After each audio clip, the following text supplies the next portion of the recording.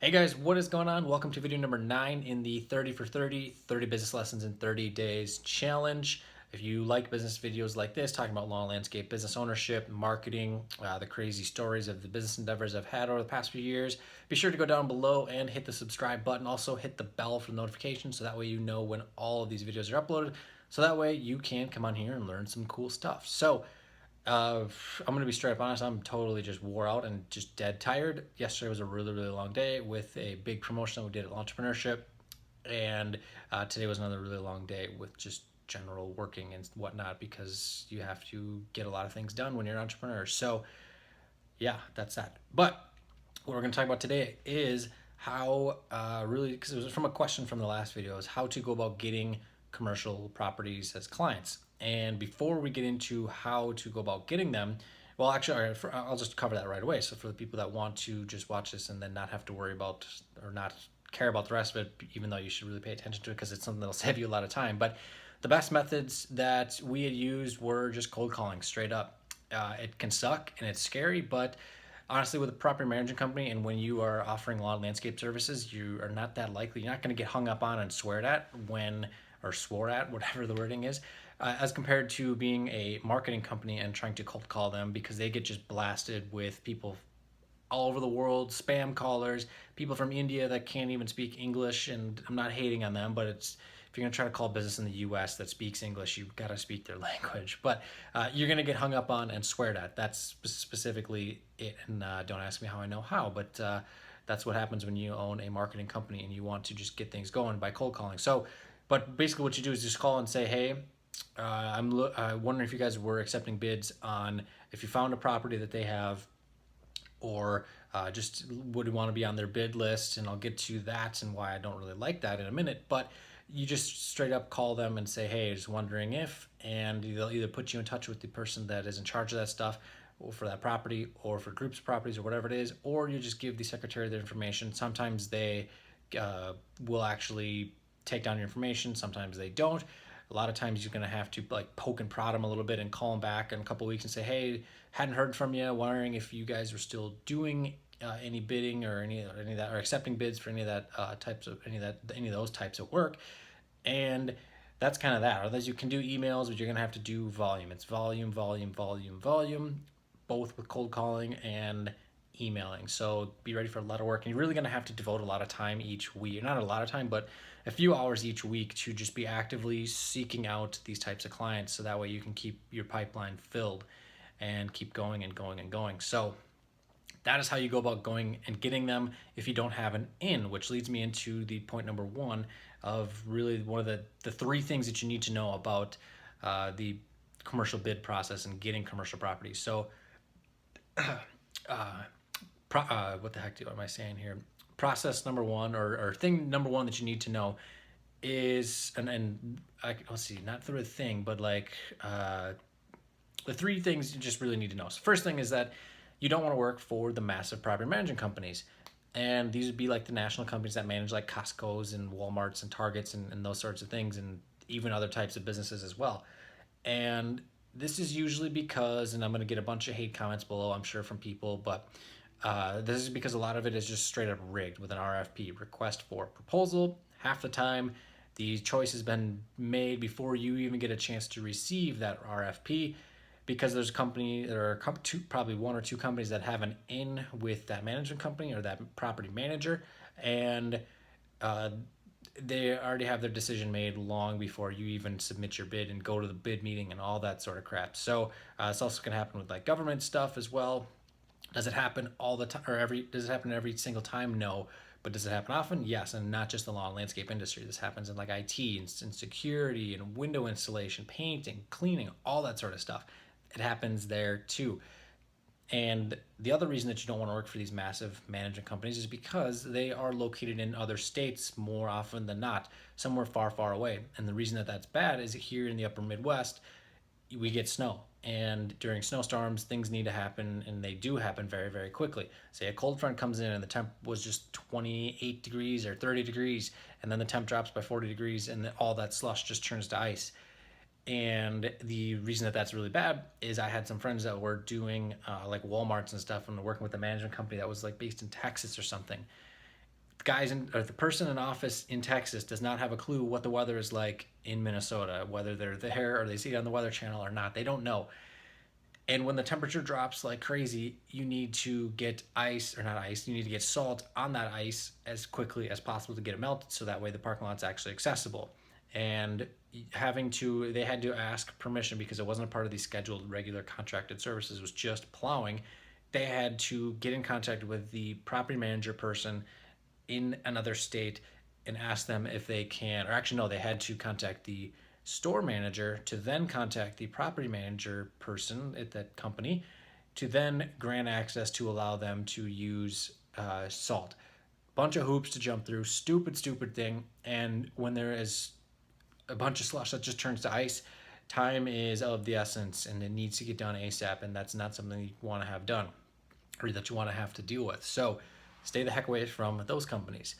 Now, point number 2 of what you would need to know about getting commercial properties is find the local property management companies. Ones that, whether they manage commercial or residential, doesn't really matter. It depends on what types of properties you want to work on. We actually had worked with a really awesome property management company. They, oddly enough, found my company through a referral. And like they called me back in like fall of 2012 and they said, hey, we're looking to get a quote on snow removal for this particular property. It's right down the road, really close, and gave them the quote. And actually, during the initial phone call, I asked, hey, just wondering how you found us.